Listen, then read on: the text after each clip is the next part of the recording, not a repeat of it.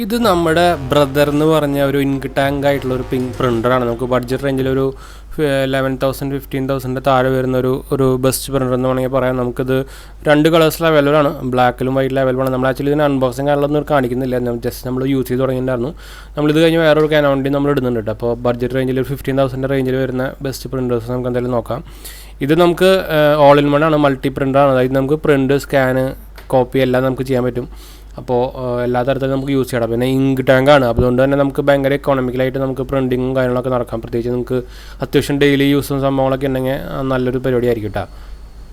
അപ്പോൾ നമുക്കിതിൻ്റെ ഒരു ഡീറ്റെയിൽ ആയിട്ട് കുറച്ച് കാര്യങ്ങളൊക്കെ നമുക്ക് നോക്കാം. അപ്പോൾ അതിന് മുമ്പ് ചാനൽ പുതിയ ഒന്നൊരു സബ്സ്ക്രൈബ് ചെയ്യാൻ മറക്കണ്ട കേട്ടോ. അതുപോലെ തന്നെ ബെല്ലൈക്കൺ പ്രസ് ചെയ്ത് മറക്കണ്ട, സബ്സ്ക്രൈബ് ചെയ്യാനും മറക്കണ്ട. രണ്ടാമത്തെ ചാനൽ കാണാത്ത പോയി കണ്ടു നോക്കാം കേട്ടോ. സബ്സ്ക്രൈബ് ചെയ്യാൻ അതിന് ലിങ്ക് കാര്യങ്ങളൊക്കെ ഞാൻ താഴെ കൊടുത്തിട്ടുണ്ട്.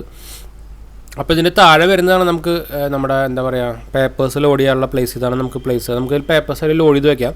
അപ്പോൾ ആവശ്യമുള്ളപ്പോൾ അതിൽ നിന്ന് എടുത്തോളും. അതൊരു മാത്രമാണ് നമുക്ക് ഈ ബ്രദറിലൊരു അതിൽ കിട്ടുന്നൊരു സ്പെഷ്യൽ ഫീച്ചറാണ്. നമുക്ക് ബാക്കിയുള്ള മോഡലിലൊക്കെ നമുക്ക് വെറുതെ മുകളിൽ ടോപ്പ് ലോഡിങ് ഫീച്ചർ മാത്രമല്ലോ ഈ റേഞ്ചിൽ വരുന്നതിൽ. അപ്പോൾ ഇതിൽ നമുക്ക് ഇങ്ങനെ ലോഡ് ചെയ്ത് ആ ഉള്ളിലേക്ക് വയ്ക്കാം. പേപ്പർ അങ്ങനെ പുറത്തേക്ക് നിൽക്കുന്നില്ല. അതൊരു നല്ലൊരു സംഭവമാണ്. അതെനിക്ക് ഏറ്റവും ഇഷ്ടപ്പെട്ടതാണ് നമ്മുടെ ബ്രദറിലത്തെ.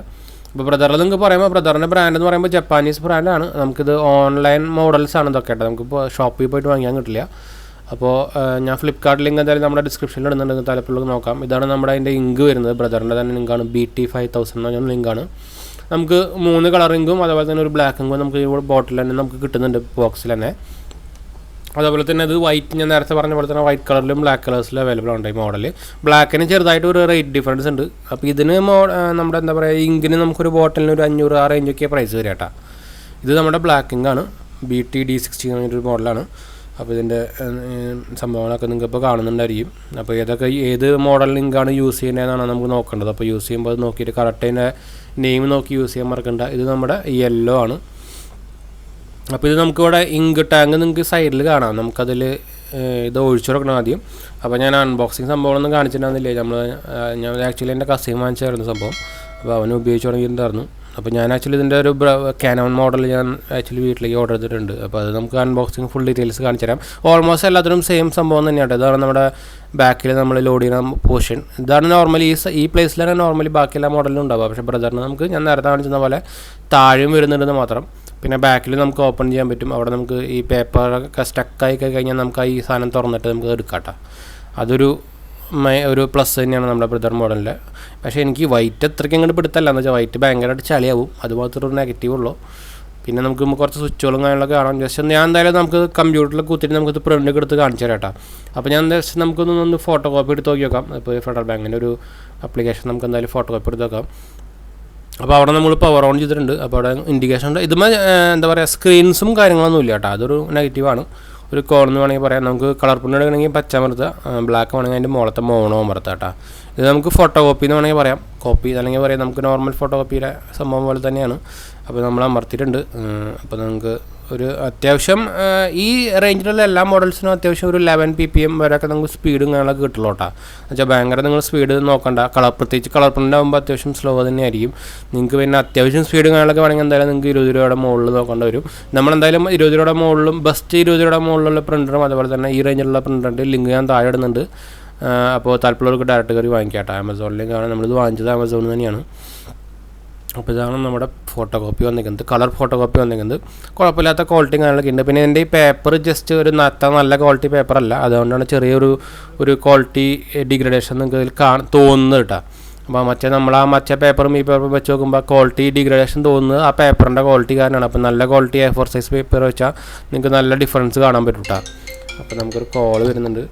അപ്പോൾ ഞാൻ ഇനി കമ്പ്യൂട്ടറിൽ കുത്തിയിട്ടൊന്ന് കാണിച്ചു തരാം കേട്ടോ. അപ്പോൾ നമുക്ക് കമ്പ്യൂട്ടറിൽ നമ്മൾ കണ്ടിട്ടുണ്ട്. അപ്പോൾ കമ്പ്യൂട്ടറിൽ നമുക്ക് ഇതിൻ്റെ സോഫ്റ്റ്വെയർസ് വരുന്നുണ്ട്. ഇതാണ് നമ്മുടെ ബ്രദറിൻ്റെ സോഫ്റ്റ്വെയർ വരുന്നത്. ഇതിൽ നമുക്ക് കോപ്പി, പ്രിൻ്റ്, സ്കാൻ ചെയ്യാനുള്ളൊക്കെ ഓപ്ഷൻ നമുക്ക് ഇതിൽ വരുന്നുണ്ട്.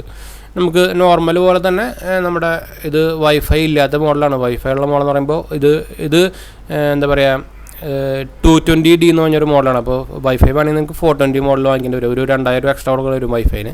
അപ്പോൾ അത് അത്രയ്ക്ക് എനിക്ക് അങ്ങോട്ട് ഇത് ഇക്കോണമിക്കലായിട്ട് തോന്നിയില്ല. ജസ്റ്റ് വൈഫൈന് മാത്രം 200-2000 രൂപ എക്സ്ട്രാ എന്ന് പറയുമ്പോൾ നമുക്ക് ആവശ്യമില്ല. നമുക്ക് എന്തായാലും ലാപ്ടോപ്പിൽ ഉപയോഗിച്ച് നോക്കാമല്ലോ. അപ്പോൾ വൈഫൈ ആകുമ്പോൾ നമുക്ക് മൊബൈലിൽ കൂടെ എടുക്കാമെന്നുള്ളൊരു ഫീച്ചർ മാത്രമേ ഉള്ളൂ.